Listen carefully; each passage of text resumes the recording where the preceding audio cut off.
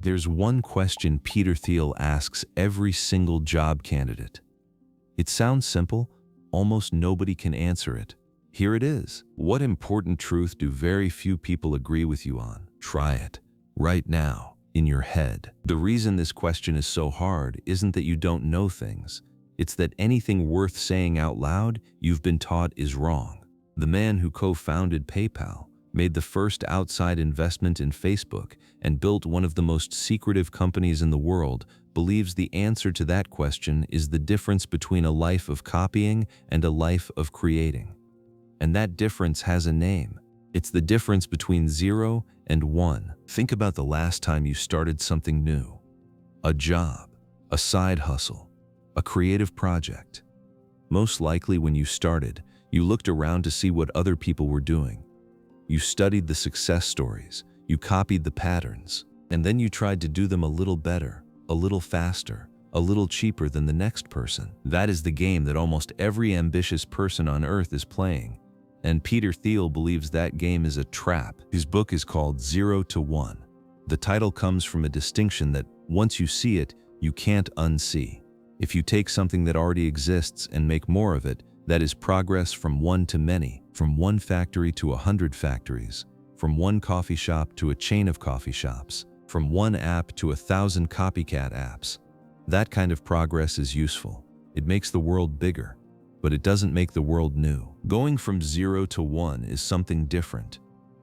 0 to 1 is taking something that did not exist and making it exist. Inventing the typewriter when the world only had handwriting. Inventing the search engine when the world had no way to find information. Every one of those leaps started at 0 and arrived at 1, and after they happened, the world had something that was not in any catalog before. Peter Thiel argues that almost no one is doing this anymore. We have become a civilization of copies, and if you understand why, and if you learn how to think differently, you can build something that the rest of the world will spend decades trying to copy. Over the next 50 minutes, I'll walk you through every major idea in this book. The contrarian question that exposes who is actually thinking for themselves. Why competition might be the most damaging idea in modern business. Why the real monopolies are good for the world. How a tiny number of decisions and companies are responsible for almost everything that has ever mattered.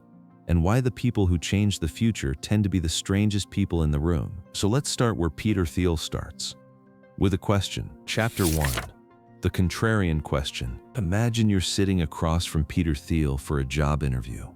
You're nervous. You've prepared everything.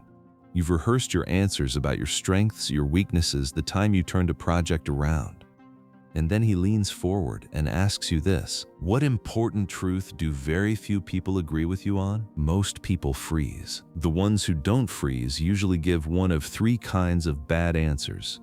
Some will say something like, our educational system is broken and needs to be fixed. Others will say America is the greatest country in the world. Others will say there is no God. And the problem isn't that those answers are wrong. The first 2 are arguably true.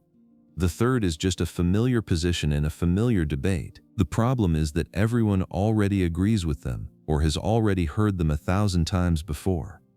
They are not contrarian truths. They are warm baths of conventional opinion dressed up in the costume of independent thought. So what does a good answer actually look like? It looks like this. Most people believe X, but the truth is the opposite of X, and that is a brutally hard sentence to finish. It's hard because most of the things you actually believe, you've absorbed without noticing. You inherited them from your school, your parents, your country, the people you scroll past on your phone. To find something you know is true that most people would push back against, you have to dig past the polite consensus and find the part of yourself that doesn't agree with everybody else. And then, this is the part that breaks most people. You have to be willing to say it out loud. Now, this isn't just a clever interview trick. Thiel has a reason for asking it. He's looking for one specific kind of person. He's looking for someone who can see the present clearly enough to imagine a different future. Because here's what he believes. Most people, when they think about the future, are really just describing the present in slightly different clothes. They imagine the future as more globalization, more technology, more everything we already have. But Thiel argues that's not really a future at all. That's just a bigger version of today. A real future is a time when the world looks fundamentally different from how it looks right now. And there are only two ways to get there. He calls them horizontal progress and vertical progress. Horizontal progress is taking what works in one place and making it work in more places. China spent the last 40 years doing exactly this. They watched what the developed world built. The railways, the highways, the factories, the internet infrastructure, and they copied all of it, just on a massive scale. That's horizontal, it's progress. It moved hundreds of millions of people out of poverty, but it didn't invent anything new. It just spread what already existed. Vertical progress is different. Vertical progress is creating something that did not exist before. The first steam engine, the first electric motor, the first airplane. Every leap that changed the species started with someone going vertical, from 0 to 1. Think about it this way. If you take a typewriter and build 100 more typewriters, you've made horizontal progress. If you take a typewriter and invent the word processor, you've made vertical progress. The first makes the world bigger.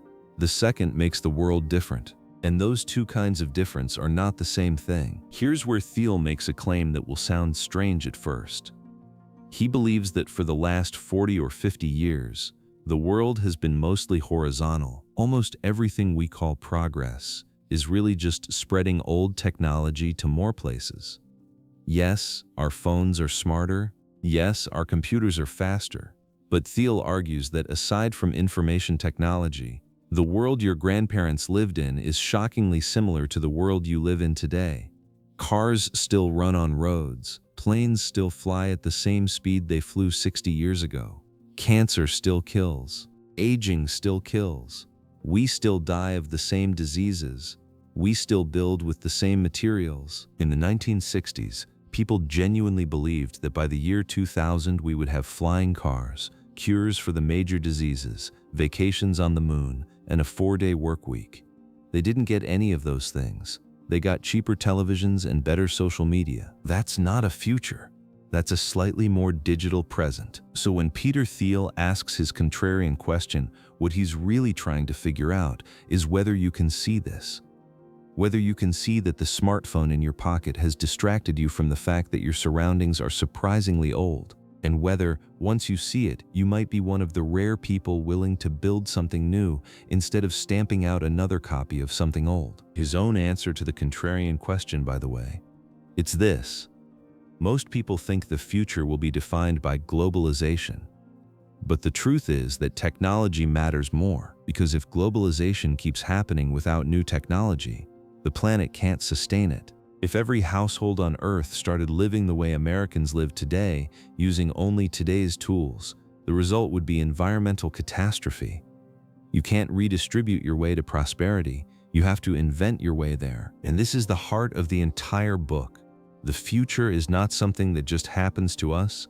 The future is something a small number of people sit down and build, one decision at a time. The question is whether you're going to be one of those people or whether you're going to spend your life copying what they made. There's a business version of the contrarian question, and it's just as hard to answer. It goes like this. What valuable company is nobody building? When you ask that question honestly, you start to notice something strange. Almost every business you can think of is doing roughly what every other business in its category is doing. There are thousands of restaurants serving roughly the same kinds of food. There are dozens of phone manufacturers making roughly the same kinds of phones. There are countless coffee shops, gyms, software companies, marketing agencies, all competing on small variations of the same thing. And we've been taught that this is healthy, that this is how the economy is supposed to work. That competition is what makes everything better for the consumer, for the worker, for the inventor. But Peter Thiel believes we've been taught a lie. Chapter 2. Why competition is for losers. To understand what Thiel means, I want you to do a little thought experiment with me. Imagine you decide to open a new restaurant in Palo Alto, California. You want to do something different. You decide to open a British restaurant. Fish and chips, shepherd's pie, the whole thing. Authentic, charming, different from everything else in town. You sit down with a friend to plan it out. and you say to them, "This is going to work. No one else is doing it. We'll own the entire British food market in Palo Alto." But here's the question Peter Thiel wants you to ask yourself. Is British food in Palo Alto really a market? Or are you just describing your business so narrowly that you sound like a monopoly to yourself? Because the real question isn't whether anyone else is serving British food. The real question is whether anyone in Palo Alto actually wants to eat British food badly enough to choose it over Italian, Indian, Mexican, Japanese, Thai, American, or any of the dozens of other restaurants nearby. You're not really competing with British food. You're competing with all food. And when you sit down and look at it that way, you don't have a market, you have a delusion. Thiel says entrepreneurs do this all the time. They define their market so narrowly that they can call themselves a leader in it. And it feels good, it makes the business sound special, it makes the pitch sound smart, but it's a lie they're telling themselves so they don't have to face a brutal truth. In the real world, almost every business is fighting in a sea of competitors. And that competition is eating their profits alive. This is the heart of what Thiel calls the most important lesson in business. He says, and I want you to really sit with this. Capitalism and competition are not the same thing. They are opposites. Think about what that means. Capitalism is about accumulating capital, building wealth, capturing value. Competition, in its pure form, is the opposite. Competition pushes prices down. Competition forces every business to look like every other business. Competition strips away your margins until there is almost nothing left. If you are in a perfectly competitive market, by definition, you make no profit. You sell at whatever the market sets the price at. And if you raise your prices, a competitor will undercut you. If you cut costs, a competitor will copy you. There is no escape. So if competition kills profits, what makes profits? The opposite of competition, a monopoly. And Thiel doesn't mean the kind of monopoly that bribes politicians or crushes rivals through illegal tactics. He's talking about a different kind. He's talking about a company that is so good at what it does, that does something so well, that nobody else can match it. So it has effectively no competition. Not because it cheated, but because it created something new. Google in search, Apple in smartphones for a long time, Facebook in social networking for a long time. These companies stand alone in their categories, and because they stand alone, they capture enormous value. Google could lower its prices, but it doesn't have to. Google could compete on features, but it doesn't have to. Google has a monopoly on the thing it does, and that monopoly is what allows it to make more money than the entire airline industry combined. But here's where it gets interesting. Thiel says that monopolies and competitive businesses both lie about themselves, but in opposite directions. The monopolies pretend to be in fierce competition because nobody wants to attract a government investigation, so Google will tell you it competes with Microsoft and Yahoo and Amazon and every other tech company in the world. The competitive businesses do the opposite. They pretend to be unique, they define their market as narrowly as possible so they can claim to be the only player in it. The British restaurant in Palo Alto, both of them are hiding the truth. And once you can see through both lies, you start to see the business world more clearly than almost anyone around you. Now here's where Thiel makes his most unsettling argument. He says competition isn't just bad financially, it's psychologically destructive. It warps how people think, it makes them obsessed with the wrong things. And to prove it, he tells the story of two giant companies who spent a decade ruining each other. Picture two of the most powerful tech companies on Earth. Microsoft, the king of operating systems and office software. Google, the king of search. For most of the 2000s, these two companies were nothing alike. They were in completely different businesses. They had completely different customers. They had no real reason to fight, but they fought anyway. Microsoft built a search engine called Bing to attack Google. Google built an operating system called Chrome OS to attack Microsoft. Microsoft built an office suite to defend its turf. Google built Docs to attack it. Microsoft built a tablet. Google built a tablet. They went after each other for 10 straight years, in product after product, market after market, because they were obsessed with each other. They couldn't stop watching each other. And while they were busy fighting, a third company quietly walked past both of them. In January 2013, Apple's market value was $500 billion. Microsoft and Google combined were worth less than that. Just 3 years earlier, Microsoft and Google had each been worth more than Apple. The two companies that spent the decade trying to destroy each other ended up letting their actual competition destroy them both. This is what competition does. It distracts you, it pulls your attention away from creating something new and points it at the company across the street. You start measuring yourself against them, you start copying their moves, you start making decisions based on what they did instead of what you should do. And eventually, you lose sight of why you got into the business in the first place. Thiel saw this up close at PayPal. He started a company called Confinity in 1998. Almost immediately, another company called X.com appeared on the same street, 4 blocks down, doing almost exactly the same thing. Their offices were so close that the rivalry became personal. Engineers on both sides logged 100-hour weeks trying to outpace each other.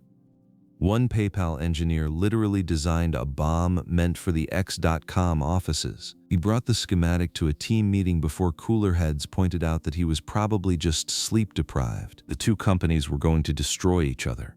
And in early 2000, Peter Thiel and the man running X.com, a young entrepreneur named Elon Musk, realized that the tech bubble was about to burst. If they kept fighting, they would both run out of money before either could win. So they met on neutral ground, a cafe exactly halfway between their offices, and they agreed to merge. The combined company became PayPal. Within 2 years, they sold it to eBay for $1.5 billion. If they had kept fighting, neither of them would exist today. Sometimes the most ambitious move you can make is to stop fighting. One more story, because this one is just too good. There was a man named Larry Ellison who founded a software company called Oracle, and there was a man named Tom Siebel who used to work for Larry Ellison and then left to start his own company. The two of them hated each other. They were also basically the same person, two hard-charging executives from Chicago who loved to win and hated to lose. So they spent years trying to sabotage one another. At one point, Ellison sent truckloads of ice cream sandwiches to Siebel's headquarters with wrappers that read, "Summer is near, Oracle is here," to brighten your day and your career. He was literally trying to poach Siebel's employees with frozen desserts. Meanwhile, a tiny competitor of Oracle called Informix paid for a billboard near Oracle's headquarters that said, "Caution, Dinosaur Crossing." Then another billboard that read, "You've just passed Redwood Shores, so did we." Then they commissioned a billboard with Oracle's logo and a broken samurai sword because Ellison loved samurai culture. It was a personal attack, and while the Informix CEO was busy designing billboards aimed at one man, his own company was committing massive accounting fraud. He went to federal prison. Informix collapsed. He was so obsessed with the rivalry that he didn't notice his own company was on fire. This is the cost of competition. Not just lost profits, lost focus, lost time, lost lives. And if you take only one idea from this section, take this one. The most contrarian move in business is not to fight harder than your competition. It's to find a way out of the fight entirely. Build something so different, so good, so impossible to copy that you don't have a competition at all. That brings us to the obvious question, how? How do you actually build a business that has no competition? Chapter 3.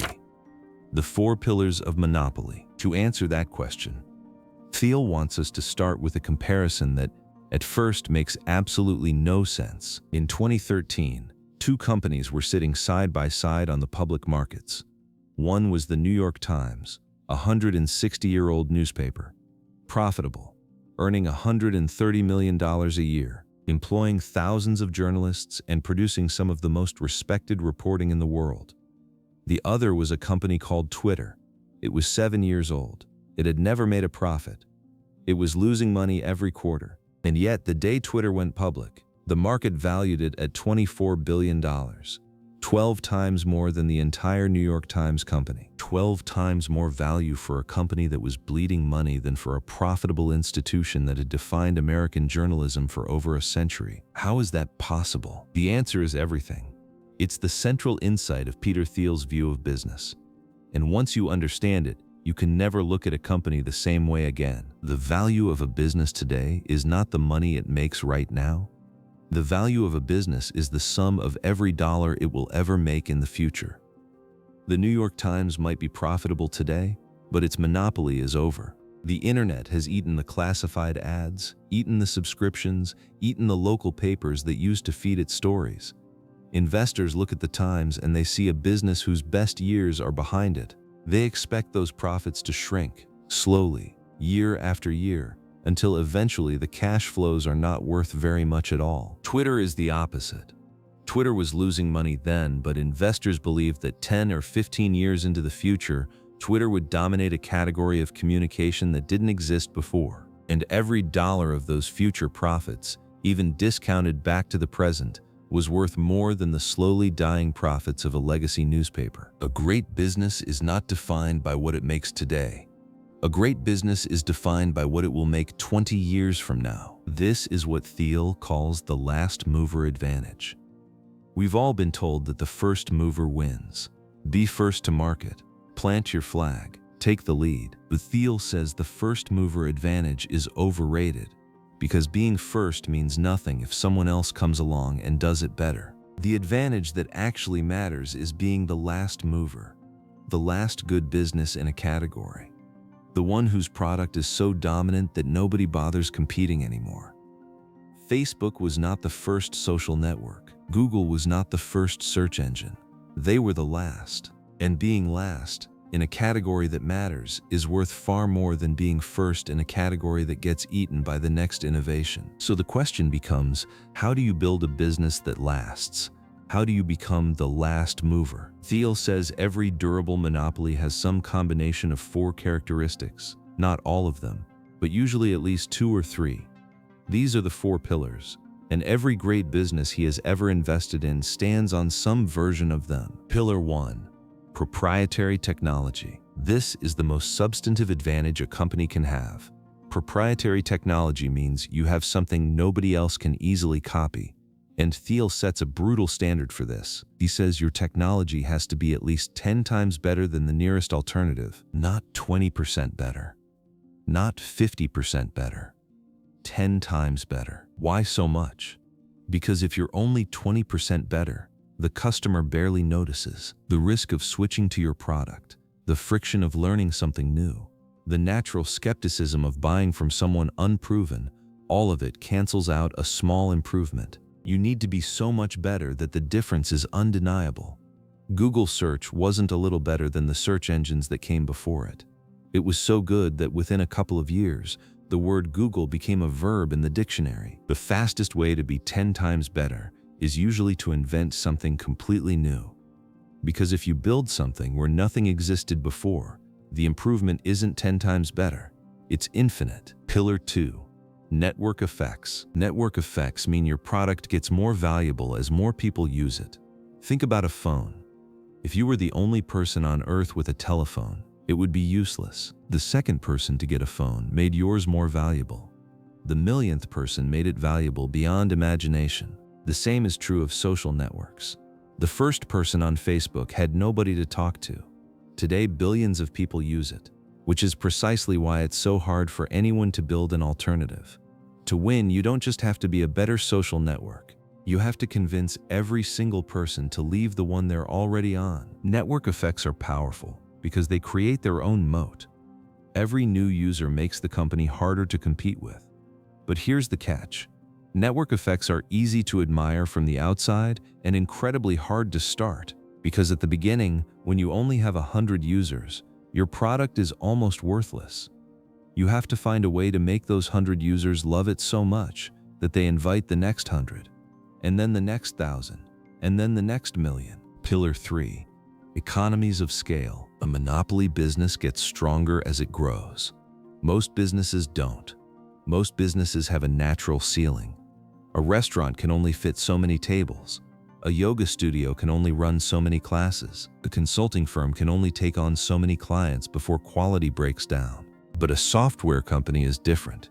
Once the code is written, it costs almost nothing to serve the millionth customer. The marginal cost is zero.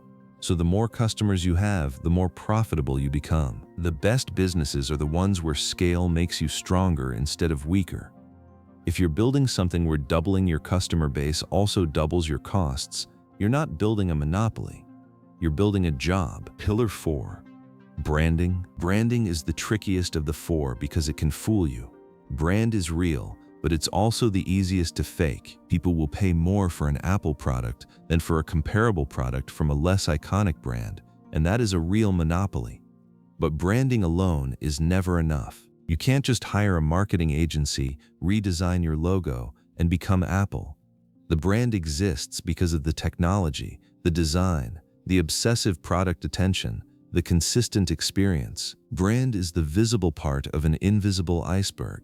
If there's no iceberg underneath, the brand has nothing to stand on. So how does Thiel say you should actually build a monopoly using these 4 pillars?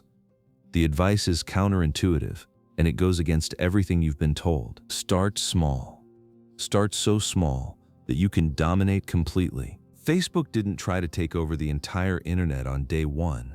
It started with one university campus, Harvard. Once it had Harvard, it expanded to a handful of other elite schools. Once it had those, it expanded to every university in America. Then to high schools. Then to everyone with an email address. By the time Facebook reached the rest of the world, it had already built such a dominant position in its core market that competitors couldn't catch up. The secret was that Facebook owned a tiny market completely before it ever tried to own a big one. This is the opposite of what most entrepreneurs do. Most entrepreneurs hear about a massive market, a $1 trillion industry, 1 billion potential customers, and they think, if we just get 1% of this market, we'll be huge. But Thiel says 1% of a giant market is a death sentence. It means you're competing against everyone. You have no defensible position, and the moment a bigger player notices you, they'll crush you. The right strategy is to find a small market where you can be everyone's first choice. A market so specific that nobody else is paying attention. Dominate it completely, and then expand outward from a position of total strength. The biggest companies in the world today did not start big. They started small. Then they got everything else. So we've talked about why competition is a trap. We've talked about the 4 pillars that make a monopoly durable.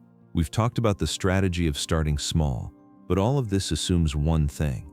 It assumes you can plan. It assumes you can shape your future. And we are now living in a world that has stopped believing in either. Chapter 4. You are not a lottery ticket. In December 1911, a Norwegian explorer named Roald Amundsen became the first human being to stand at the South Pole. The journey nearly killed him.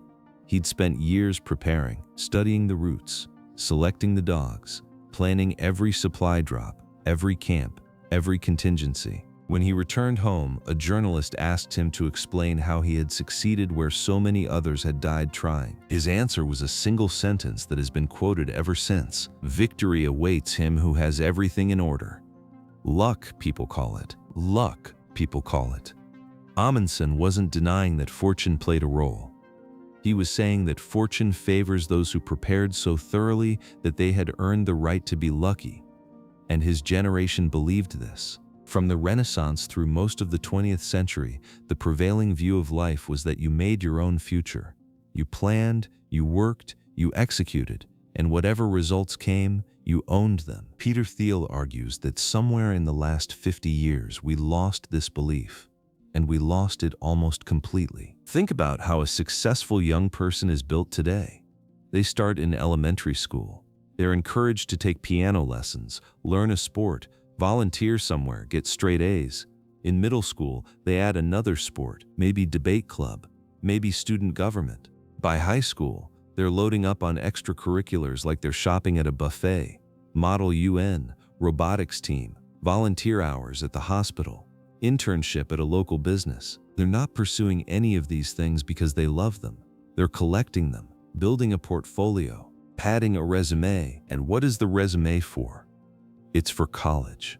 The point of the entire decade of frantic activity is to convince an admissions officer at a school they've never visited that they are impressively well-rounded, impressively unspecific, impressively prepared for nothing in particular. By the time they finish college, they've spent 20 years preparing for a future they refuse to imagine. Why? Why is this how a generation of the most privileged, best-educated young people in human history is being raised? Thiel's answer is that we have given up on the idea that the future is something we can shape. We have come to believe that the future is a lottery, and if the future is a lottery, the only rational response is to buy as many tickets as possible. Don't specialize, don't commit, don't pick a path. Just keep your options open and hope something good happens to you. He divides people into 4 categories based on 2 questions. First, do you believe the future will be better or worse than today? That's optimism versus pessimism. Second, do you believe the future is something you can plan and shape, or do you believe it just happens to you and the best you can do is react? That's definite versus indefinite. Combine those 2 and you get 4 kinds of people. Definite optimists believe the future will be better, and they believe they can build it. This is the mindset that built the modern world.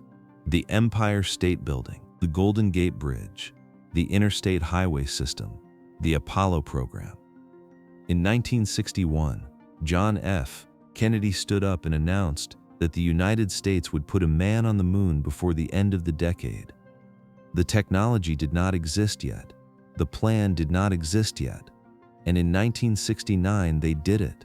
Not because of luck, because a generation of definite optimists sat down and figured out how. If you had told a senior engineer in 1965 that they would later live in a country that needed 7 years to repair a bridge, they would have stared at you. Indefinite optimists believe the future will be better, but they have no idea how.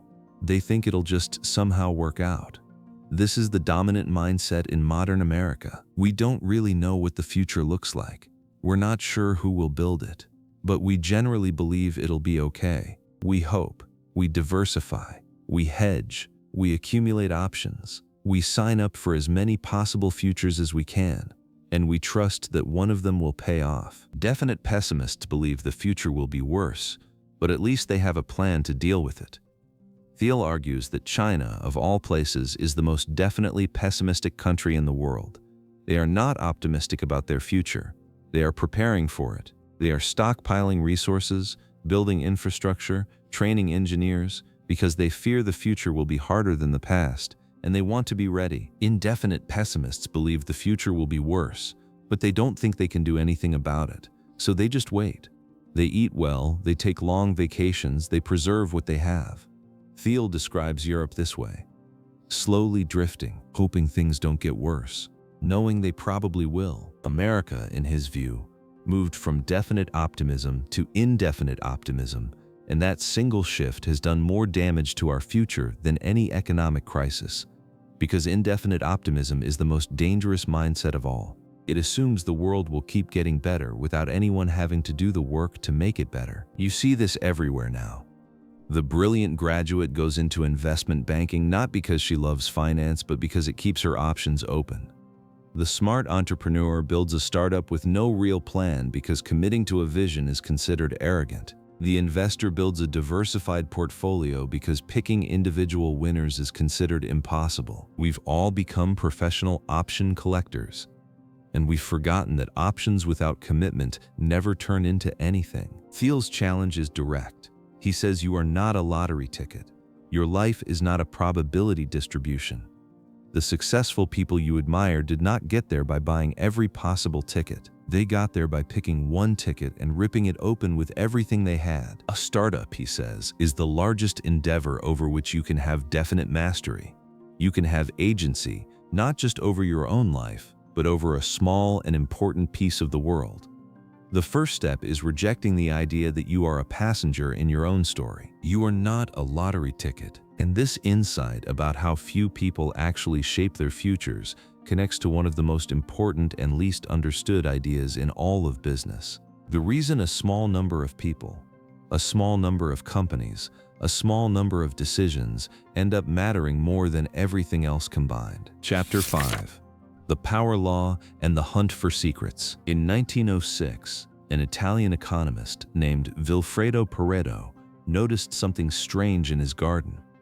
He was tending to his pea plants, and he realized that 20% of the pea pods were producing 80% of the peas. The same plant, the same soil, the same sunlight, and yet a small minority of pods were doing the overwhelming majority of the work. Pareto started looking for this pattern elsewhere, and he found it everywhere. 20% of the people in Italy owned 80% of the land. The biggest earthquakes were more powerful than all smaller earthquakes combined. The largest cities held more people than every small town added together. We now call this the Pareto principle, the 80-20 rule. But Peter Thiel argues that the real version of this principle is much more extreme than most people realize. It's not 80-20, it's often 95-5, sometimes 99-1. The world doesn't just reward the top performers a little more, it rewards them exponentially more. This is what's called the power law. And once you understand it, you can never look at success the same way again. Let me show you what it looks like in the real world. Peter Thiel runs a venture capital firm called Founders Fund. They invest in early-stage technology companies the way most venture firms do. In 2005, they put together a fund. They invested in dozens of startups. Some of those startups failed completely. Others did okay. A few did well. And one of them, an investment they made in a tiny company called Facebook, did something remarkable. That single investment in Facebook returned more money than every other investment in that fund combined. Not a little more, not double, more than all of the rest of them put together. One company, one investment out of dozens. And the part that makes this even stranger, the second best investment in that same fund, a company called Palantir, is on track to return more than every other investment in the fund except for Facebook. So you have a fund with dozens of investments, and just two of them are worth more than all the others. That's not 80-20, that's a power law. Now most people, when they hear this, think it's just a fact about venture capital. But the same pattern shows up everywhere. The most successful musicians earn 100 times more than slightly less successful musicians. The biggest book deals dwarf all other book deals combined. The most popular app on your phone is downloaded 1,000 times more than the second most popular app in its category. The pattern is everywhere. We just don't see it. So what does this mean for you? Why does this matter outside of venture capital? It means almost every decision you make matters less than you think.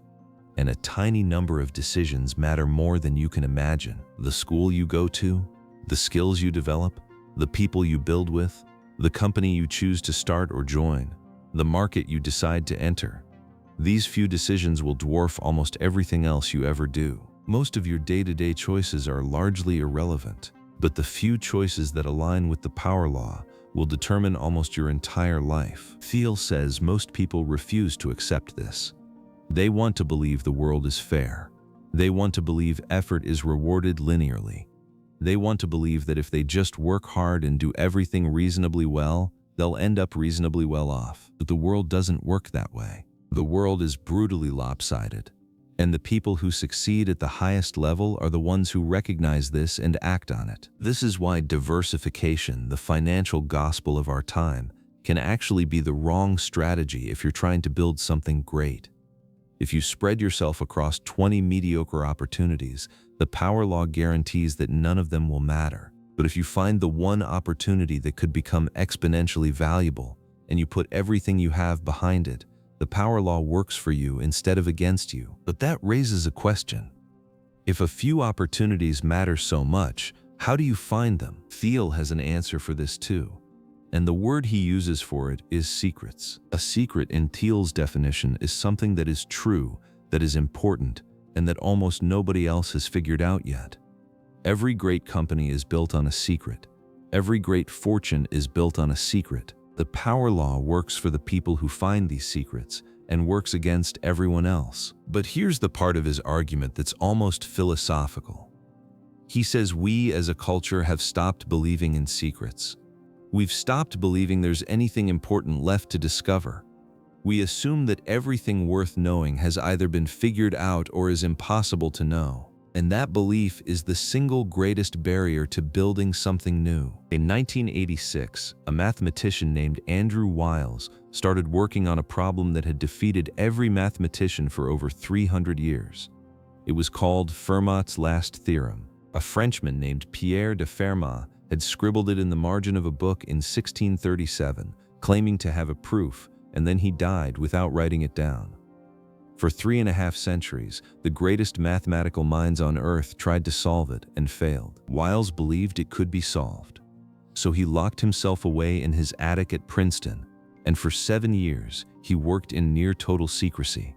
And then, in 1993, he announced he had solved it. He found a secret the smartest people in his field had decided was unfindable. He found it because he refused to stop believing it was there. Thiel says this is the spirit you need to build a great business. You have to believe there are still important truths nobody has noticed yet. And the easiest place to find them, surprisingly, is in plain sight. Think about Airbnb. Before Airbnb, every traveler in the world had the same options. You stayed in a hotel, you paid hotel prices, you accepted hotel limitations, and meanwhile, millions of people had spare rooms in their houses sitting empty. The supply was there, the demand was there. They were never connected because nobody believed the connection was possible. It looked too simple, it looked too obvious. And so for decades, that secret sat in plain view, and nobody picked it up. The same was true of Uber. The world had taxis. The world had private cars. The world had people who needed rides. The pieces of the secret were all sitting there, in front of everyone, until a few people looked at the same pieces everyone else was looking at and saw something different. This is what makes secrets so powerful and so frustrating. They are not hidden in a vault. They are not locked away in a lab. They are sitting on the surface of the world, in front of everyone, and almost nobody can see them, because seeing a secret requires believing one might be there. So how do you train yourself to find them? Thiel gives 2 questions. What are people not telling you? In other words, what's forbidden? What's taboo? What's the thing everyone knows is true but nobody admits in public? And what is nature not telling you? What aspect of the physical world is poorly understood and could be turned into a real product? The best place to find a secret is wherever nobody else is looking. Most fields have been picked over by smart people for generations, but there are entire areas of human life that almost no one is studying seriously. Nutrition, sleep, the micromechanics of how people actually make decisions, the economics of small communities. Whole topics that are massively important and barely explored. If you want to build something great, stop looking where everyone else is looking. Look where nobody is looking and ask why. To see what happens to a company that stops believing in secrets, look at Hewlett-Packard. In 1990, HP was worth $9 billion. Over the next 10 years, they invented one breakthrough product after another. The first affordable color printer. The first all-in-one printer fax copier. By the year 2000, they had reached a market value of $135 billion. Then they stopped inventing. They started managing. They merged with their competitors. They hired consultants. Their board split into 2 factions that hated each other so badly that the chairwoman arranged illegal wiretaps to catch a leaker, and the scandal nearly destroyed the company. By 2012, HP was worth roughly what it had been worth 22 years earlier. They spent 2 decades fighting over crumbs because they had stopped looking for new bread. So we have the contrarian question. We have the case against competition. We have the 4 pillars of monopoly. We have definite optimism and the power law and the search for secrets. All of that sets the stage, but none of it tells you how to actually build a company day by day, person by person, decision by decision. That comes next. Chapter 6. Foundations and the Hidden Art of Sales. Peter Thiel says there's a moment in every company's life that matters more than any other. It's the moment of founding, the very first decisions, the first hires, the first equity split, the first conversation between the people who will become the core team. He says you cannot fix a bad founding later. You have to get it right the first time, because the structure you set up in those early days will shape everything that happens for the next 20 years. To understand why, think about a marriage. The patterns two people set in the first year of a marriage are nearly impossible to change a decade later. The same is true of a company. Whatever culture, whatever expectations, whatever relationships exist at the founding will harden into something permanent. Start with the wrong people or the wrong structure, and the rest of the company will be built on a cracked foundation. Thiel breaks it down into 3 concepts every founder should understand. Ownership, who legally owns the company. Possession, who actually runs it day to day. And control, who governs it through the board. In a startup, these 3 things usually overlap at the start. The founders own most of the shares, they run the company, and they control the board. But as the company grows, these roles separate.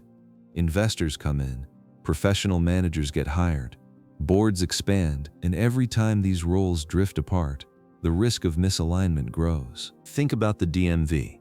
You, the citizen, technically own it. Elected officials are supposed to control it, but the clerks have all the real power. That's why you wait 3 hours for a 5-minute task. Big companies are not so different. The CEO of a giant corporation owns a tiny fraction of the stock, but holds all the operational power. So he optimizes for himself. Quarterly results, his salary, his perks, and the company drifts. The way to avoid this is to keep those 3 roles tightly connected. Thiel says the ideal board has 3 people, never more than 5, because the smaller the board, the easier it is to actually decide things. Big boards look impressive, but they exercise no real oversight. They become a rubber stamp for whoever actually runs the place. And his other rule is just as counterintuitive. The CEO of an early-stage startup should be paid as little as possible, because the moment you start paying a CEO well, his incentives shift. A well-paid CEO protects his salary. A cash-poor CEO is focused on increasing the value of the company, because that's where his real upside is. The fastest way to ruin a startup is to start paying its leader like a corporate executive. How you set up the beginning will determine almost everything that follows. But getting the structure right is only half of it. The other half is finding the right people to fill it. And that's where Thiel tells one of the most remarkable stories in modern business history. In 1999, Peter Thiel assembled a team to build a company called PayPal. The team was unusual. The average age was around 23. 4 out of the 6 original founders had built bombs in high school as teenagers. 3 had escaped from communist countries. The whole group was, in Thiel's words, the kind of people who would not have looked normal at any other company. But they had something rare. They were obsessed with the same idea. They wanted to build a new kind of money, a digital currency that would let people transact without governments getting in the way. That obsession bound them together. They didn't have free massages or beanbag chairs. They didn't have ping-pong tables or company-wide retreats. They had a mission, and they had each other. PayPal sold to eBay for $1.5 billion in 2002. Most teams break up after a sale like that. They take their money, they retire, they move on to unrelated lives. The PayPal team did the opposite. Look at what those people did after PayPal. Elon Musk took his money and founded SpaceX and co-founded Tesla. Reid Hoffman founded LinkedIn. Steve Chen, Chad Hurley, and Jawed Karim founded YouTube together. Jeremy Stoppelman and Russell Simmons founded Yelp. David Sachs co-founded a business communication platform called Yammer. And Peter Thiel himself co-founded Palantir. 7 different companies, each worth more than $1 billion, all founded by alumni of one tiny startup that existed for 4 years. That is not luck. That is what happens when you find the right people, point them at a mission, and keep them so tightly bonded that the relationships outlast the company. They became known in Silicon Valley as the PayPal Mafia. So how did Thiel build that team? He says the answer is the opposite of how most companies hire. Most companies look at resumes. They search for credentials. They try to find the most talented person on paper. Thiel didn't do that. He hired for people who actually wanted to work with each other, people who shared the same obsession, people who would have built the company together even if they hadn't been paid for it. He says you should ask one question when hiring. Why would this person, the 20th engineer, Join us instead of going to Google for more money and more prestige. The answer can't be the salary. Every company offers a salary. The only good answer is something specific, something about the mission, something this person couldn't get anywhere else. And once people are on the team, Thiel had one rule that he says was the best management decision he ever made. He gave every single person in the company exactly one thing to do. Just one. Their entire job. The only thing they would be evaluated on. Why? Because most fights inside a company are not about strategy. They're about overlap. Two people who think they own the same responsibility will spend more time fighting each other than building the company. So Thiel eliminated the overlap. Every employee knew exactly what was theirs. The conflicts went away. The work got done. Get the founding right. Find the right people. Give them one thing each. And what you build won't fall apart the first time it's stress tested. But even if you do all of that, there's one more thing that decides whether your business lives or dies. And it's the thing engineers hate most. The thing Silicon Valley tries to pretend doesn't matter. The thing every great company secretly depends on. Sales. There's a famous scene in Mark Twain.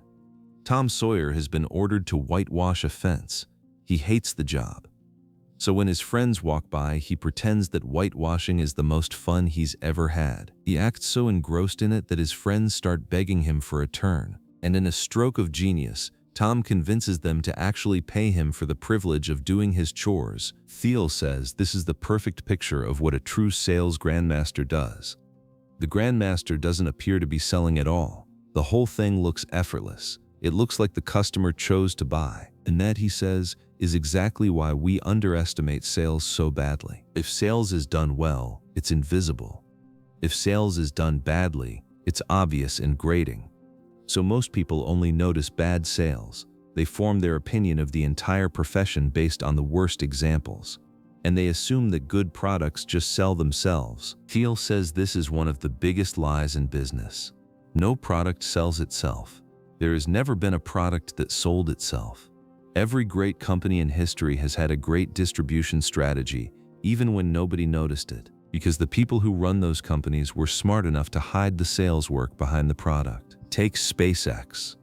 From the outside, it looks like Elon Musk just built rockets and the government showed up to buy them. But that's not what happened. Musk spent years personally meeting with NASA, with members of Congress, with the people who control the federal aerospace budget. He had to convince a system that was built around legacy contractors with hundreds of thousands of employees spread across every congressional district that it should give billion-dollar contracts to a tiny upstart in California. That's not engineering, that's sales. The most expensive, most complex, most personal kind of sales there is. And it was done by the CEO in private meetings over many years. Or take Palantir, the data company Thiel co-founded after PayPal. They sell to governments, to intelligence agencies, to banks. Each deal is worth between $1 million and $100 million. Palantir does not employ traditional salespeople. Instead, the CEO spends 25 days a month on the road, meeting with clients personally. Because at that price point, buyers want to talk to the CEO, not to a guy with a title that says Senior Account Executive. Thiel's broader point is that every business has to understand two numbers: the cost to acquire a customer and the value of that customer over their entire relationship with you. The rule is brutally simple. If the second number isn't bigger than the first, you don't have a business. You have a hobby that's losing money. If your product sells for $10 a month, you can't spend $1,000 to acquire each customer. You'd need them to stay for over 8 years, and almost nobody stays that long. If your product sells for $10 million, you can spend years cultivating a single buyer, and the math still works. Different businesses require different distribution strategies, and every founder has to figure out which kind they're building. If you build something brilliant but you don't know how to put it in front of the people who would pay for it, you have nothing. Distribution is the part of the company that most engineers want to skip, and it's the part that decides whether the company exists in 5 years. Now we've covered everything you need to think about: the structure, the team, the culture, the sales. But you might still be wondering, is there a checklist? Is there a way to know whether the business idea sitting in your head right now is actually going to work? Chapter 7. The 7 questions every business must answer. In 2006, the legendary venture capitalist John Doerr stood in front of a crowd of investors and said, "Green is the new red, white, and blue." He was talking about clean energy, solar power, wind, electric vehicles. He believed that the clean tech industry was going to be the biggest investment opportunity of the next generation, and nearly every other investor in Silicon Valley believed the same thing. Over the next several years, billions of dollars poured into clean tech startups. More than $50 billion, in fact. Thousands of companies launched, each promising to revolutionize energy. Magazine covers proclaimed a green revolution. Politicians talked about it. CEOs gave keynote speeches about it. Everyone agreed it was inevitable, and then almost all of it collapsed. In 2012, more than 40 solar companies in the United States went bankrupt. The most famous of them was Solyndra, a startup that had received over $500 million in government loans and then went out of business. The clean tech boom of the 2000s ended up looking like another version of the dot-com bust of the 1990s. A huge amount of money, a huge amount of optimism, a huge amount of failure. Why did this happen? Thiel argues that nearly all of those clean tech companies failed because they didn't ask themselves 7 specific questions. He believes every business has to answer all 7. If you nail all 7, you have a chance at greatness. If you miss even 1, your business is fragile. If you miss 2 or 3, you're already dead. You just don't know it yet. Here are the 7 questions. Question 1, the engineering question. Can you create breakthrough technology or only incremental improvements? Solyndra failed this question spectacularly. They invented a cylindrical solar cell, a round panel. The problem is that cylindrical cells are physically less efficient than flat ones at capturing sunlight. Their product, by design, was worse than the alternative. They had a technology beaten by basic physics. Question 2, the timing question. Is now the right time to start your particular business? Clean tech entrepreneurs convinced themselves that the moment had finally arrived for solar. One CEO famously compared the state of solar in 2008 to the state of microprocessors in 1970, on the verge of an exponential takeoff. But solar cells had existed since 1954. Over 50 years had passed, and they had improved slowly and linearly, not exponentially. There was no sign of an impending breakthrough. The entrepreneurs wanted it to be the right time, but wanting and being are not the same thing. Question 3, the monopoly question. Are you starting with a big share of a small market? John Doerr said the energy markets were measured in trillions of dollars. That's a big number. It's also a warning. Huge markets mean huge competition. The clean tech companies all wanted to win the entire trillion-dollar energy market, which meant they all had to compete with every other clean tech company, every fossil fuel giant, every utility, every government program. None of them dominated any small niche. They all played in the same massive, brutal arena, and they all lost. Question 4, the people question. Do you have the right team? Many clean tech founders were engineers who knew nothing about sales, or salespeople who knew nothing about engineering, or, worst of all, professional executives parachuted in from other industries who didn't understand either. Thiel notes that whenever you walked into a clean tech company in the 2000s, the executives were dressed in suits. Real Silicon Valley tech executives wear t-shirts. The fact that clean tech founders were wearing suits was a sign that they cared more about looking like serious businessmen than about actually building something serious. Question 5, the distribution question. Do you have a way not just to create, but to deliver your product? Most clean tech companies had no plan for getting their product into the hands of customers. They assumed that if they built a better solar panel, utility companies would just buy them. But utility companies don't work that way. They are slow, bureaucratic, deeply political organizations. Selling to them takes years of relationship building. Most clean tech founders never even started those conversations. Question 6, the durability question. Will your market position be defensible 10 or 20 years into the future? Even the clean tech companies that succeeded in the short term often had no defensible moat. The Chinese government heavily subsidized Chinese solar manufacturers, who then flooded the global market with cheap panels. American solar startups had no answer for this. Their technology wasn't proprietary enough. Their costs weren't low enough. Their market position evaporated almost overnight. Question 7. The secret question. Have you identified a unique opportunity that others don't see? Most clean tech entrepreneurs were following the same playbook. Talk about saving the world, raise money, build solar panels or wind turbines or batteries. There was nothing unique, nothing hidden, nothing they had figured out that competitors hadn't. They were all chasing the same surface-level opportunity, which means they were all wrong about there even being an opportunity at all. Most of them failed every single one of these questions. And every one is enough on its own to kill a business, but one clean tech company answered all 7. It became one of the most valuable companies in the world. That company was Tesla. On engineering, Tesla had genuinely breakthrough technology. Their battery packs were miles ahead of anything coming out of Detroit or Tokyo. On timing, they entered at exactly the right moment, when battery costs were finally dropping fast enough to make electric vehicles viable at a high-end price point. On the monopoly question, they didn't try to take on the entire car industry. They started with a luxury sports car, dominated that tiny segment, and used the profits to fund cheaper models.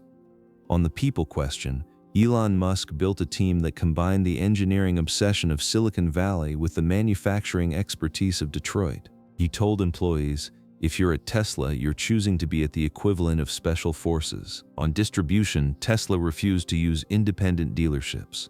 They built their own stores and sold directly to customers. That cost them a fortune up front, but gave them control over the entire customer experience. On durability, Tesla had a head start that kept widening because they reinvested every dollar back into the product. And on the secret question, Tesla saw something nobody else in clean tech saw. They saw that buying a green car was, at that time, more about social status than about saving the planet. So they built a car that wasn't just clean, it was cool, it was the kind of car movie stars would drive.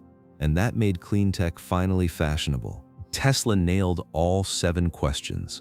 And the result, while everyone else in clean tech was going bankrupt, was that Tesla became one of the most valuable companies in the world. These 7 questions are the closest thing Thiel offers to a checklist. Print them out, pin them up, apply them to every business idea you ever have. If you can't answer all 7 with conviction, the idea is not yet ready. And if you can, you might be holding something rare. There's one more idea Thiel wants you to carry with you, and it ties everything together.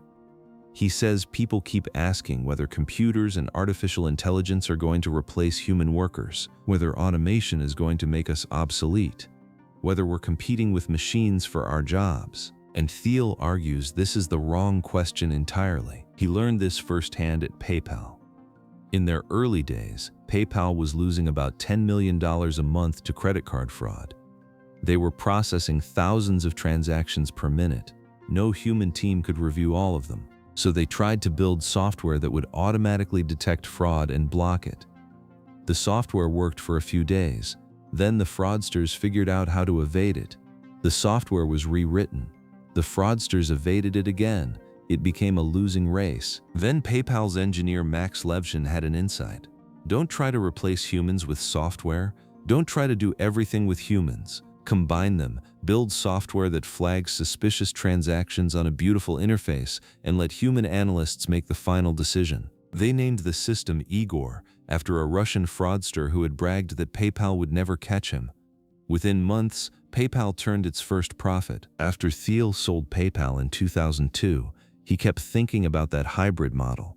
He asked himself, what other valuable businesses could be built on the principle that computers and humans together are dramatically more powerful than either one alone? The answer became a company called Palantir. Palantir uses the same approach to help governments and businesses find patterns in massive amounts of data. Its software is rumored to have played a role in helping locate Osama bin Laden. Computers are not your competition. They are your most powerful tool. And the future belongs not to the people who fear them, or to the people who worship them, but to the people who learn to work alongside them. So now we've talked about most of what Thiel has to teach: the contrarian question, the case against competition, the 4 pillars of monopoly, the power law, the hunt for secrets, the right way to build a team, the hidden art of sales, the 7 questions, the partnership between man and machine. There is just one more idea left, and it's about the strange kind of person who builds these companies in the first place. The kind of person we'd never tolerate as a coworker, but somehow need as a leader. Chapter 8. The Founder's Paradox. Look at any list of the most influential founders in modern history. Steve Jobs, Elon Musk, Howard Hughes, Bill Gates, Richard Branson, Sean Parker, and before them, the entrepreneurs of earlier eras who built railroads and steel companies and oil empires. Notice anything about that list? They are all, in one way or another, strange, eccentric, erratic. Some are charming, some are abrasive, some are both, depending on the day. Some are obsessive, some are paranoid. Most have stories that would get them fired from a normal corporate job. And yet, when we look back, we remember them not as oddities to be tolerated, but as the people who built the world we live in. Peter Thiel calls this the founder's paradox, and he believes it's not a coincidence. He believes that the very traits that make a founder hard to work with are often the same traits that make a founder capable of doing something nobody else can do. Think about the average person. If you measured a single trait, say confidence, or risk tolerance, or focus, and you plotted that trait across everyone in the country, you'd get a bell curve. Most people would be in the middle. A few would be on either end. But founders are different. When you plot a founder's traits, the curve looks inverted. They aren't average, they are unusually high on some dimensions and unusually low on others. They are simultaneously confident and insecure, charismatic and socially clumsy, brilliant in one area and helpless in another. They live at the extremes, and somehow they live in multiple extremes at the same time. Take Richard Branson, the founder of the Virgin Empire. He started his first business at 16. He started Virgin Records at 22. He went on to build airlines, music labels, mobile phone companies, and a private space tourism business. By any measure, he is a serious businessman. But he's also become a kind of cartoon character. He has the unmistakable lion's mane of hair. He goes kiteboarding with supermodels. He once stocked his airline with ice cubes shaped like his own face. The press calls him the king of branding, the undisputed king of public relations, the king of the desert and space. Is he a normal businessman who happens to be lionized by the media? Or is he genuinely that strange, and the strangeness is what made him famous in the first place? Thiel says, probably both. The unusual traits attract the attention amplifies the traits. The cycle feeds itself until the founder becomes something more than human in the public imagination. Now look at Sean Parker. As a teenager, Parker was a hacker. He spent so much time on the computer that his father, worried about him, took away his keyboard mid-hack. Parker couldn't log out before the FBI noticed what he was doing. So at 16, he was arrested. 3 years later, he co-founded a music service called Napster, which crashed the entire music industry before being shut down by the courts. Then he met a young man named Mark Zuckerberg and became the founding president of Facebook. He was forced to resign after a year, in part because of his off-stage behavior, none of which prevented him from becoming, by the end, one of the most influential people in technology. Insider, outsider, criminal, visionary, hero, villain. Sean Parker has been all of those things, sometimes in the same week, but the founder's paradox cuts the other way too. The same traits that make founders capable of doing the impossible can also destroy them. Thiel tells the story of Howard Hughes, who was once one of the most admired men in America. He was born wealthy. He was obsessed with machines. He built Houston's first radio transmitter when he was 11. By 30, he had produced 9 commercially successful movies. He designed planes. He flew them. He set world records for top speed and longest distance. He was the embodiment of the great American founder. And then, in 1946, he crashed a plane and nearly died. Something in him broke. He became obsessive-compulsive. He grew paranoid. He withdrew from the world entirely and spent the last 30 years of his life in self-imposed isolation, addicted to painkillers, refusing to leave his rooms. The same intensity that built his empire eventually consumed him. The same thing has happened, in less extreme forms, to almost every famous founder.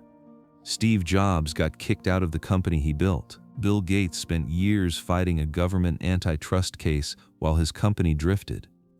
The men we celebrate as visionaries are also the men we love to demonize. We need them, and we resent that we need them. But here's where the story gets interesting. Because sometimes, after everyone has decided the founder is finished, the founder comes back. In 1997, Apple was almost bankrupt. The company that Steve Jobs had built had pushed him out 12 years earlier, replaced him with a series of professional CEOs, and then watched as those professionals nearly killed the company. That year, Michael Dell, who ran one of the most successful tech companies of the era, was asked what he would do if he were running Apple. His answer became infamous. He said, "I would shut it down and give the money back to the shareholders." Within a few months of that statement, Apple's board did the only thing they could think of. They begged Steve Jobs to come back. And then, over the next 10 years, Jobs introduced the iPod, the iTunes Store, the iPhone, the iPad. He took a dying company and turned it into the most valuable corporation on the planet. None of it would have been possible without him. Not because he was the only person who could have built those products, but because he was the only person who could have built the culture and the vision that made those products possible. Apple's value in those years was inseparable from the singular vision of one strange, difficult, brilliant man. This is what Thiel wants us to see. We live in a culture that prefers managers to founders. We trust people who follow process. We feel safer when companies are run by professionals who can be replaced without the company falling apart. And there is real value in that. Stability matters. But Thiel argues that the great leaps, the actual 0 to 1 moments, almost never come from the managers. They come from the strange ones. They come from the people who don't fit. They come from the ones who would never get hired at a normal company. He says we should be more tolerant of founders who seem odd. We should be more patient with people who don't communicate the way everyone else does. We should be careful before we replace a visionary leader with a more professional one, because the cost of losing one Steve Jobs is far greater than the cost of putting up with him for a few extra years. But he also gives a warning. Founders, he says, must never start believing their own myth. The moment a founder decides he is more than human, the moment he confuses the world's worship for the truth, he begins his own destruction. The trick is to use the gifts of strangeness without being consumed by them, to remain weird enough to do something new, to remain grounded enough to survive it. We need our founders, and our founders need to remember they are still mortal. So that's the book. That's everything Peter Thiel has to teach us about going from 0 to 1. Now let me pull it all together. Key takeaway. If everything we've talked about boiled down to a single sentence, it would be this. The world is built by the small number of people who refuse to copy what already exists. And the easiest way to recognize them is that they always have an answer to one question. What important truth do very few people agree with you on? So let me leave you with the most important ideas from this book. The ones I'd want you to write down before you close this video. First, competition is a trap. Capitalism and competition are not the same thing. They are opposites. The companies that capture the most value are the ones that escape competition entirely, not the ones that fight harder than everyone else. If you find yourself in a market where you are constantly comparing yourself to a rival, the question to ask is not how to beat them, it's how to step out of the fight entirely. Build something so different that there is no rivalry. Second, a monopoly, in Thiel's sense, is not something to fear, it's something to build. The kind of monopoly that wins is the kind that has at least one of 4 foundations: proprietary technology that's 10 times better than anything else, network effects that make the product more valuable as more people use it, economies of scale that get cheaper as the business grows, or a brand that has real substance behind it. If your business doesn't have at least one of these, it's standing on sand. Third, stop spreading yourself thin. The power law rules every industry and every life. A small number of decisions, a small number of bets, a small number of people will determine almost your entire outcome. Most of your daily activity doesn't matter. A few key choices matter more than everything else combined. Find the ones that matter and put everything you have into them. Fourth, you are not a lottery ticket. The future is not a probability distribution that happens to you. The future is a thing a small number of people sit down and build. Don't optimize for keeping your options open. Optimize for picking the right option and committing to it. The most successful people you can name did not get there by hedging. They got there by deciding. Fifth, secrets are real. There are still important truths the world has not yet noticed, and most of them are hiding in plain sight. If everyone around you believes a category is finished, that nothing new can be built in it, that the smart people have already figured it out, that's exactly the place to start looking.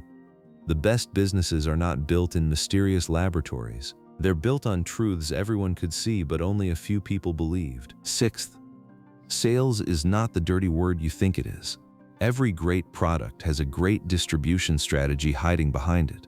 The companies that say their product sells itself either don't know they have a sales team or they're lying. If you can't get your product in front of the people who would pay for it, the product doesn't matter.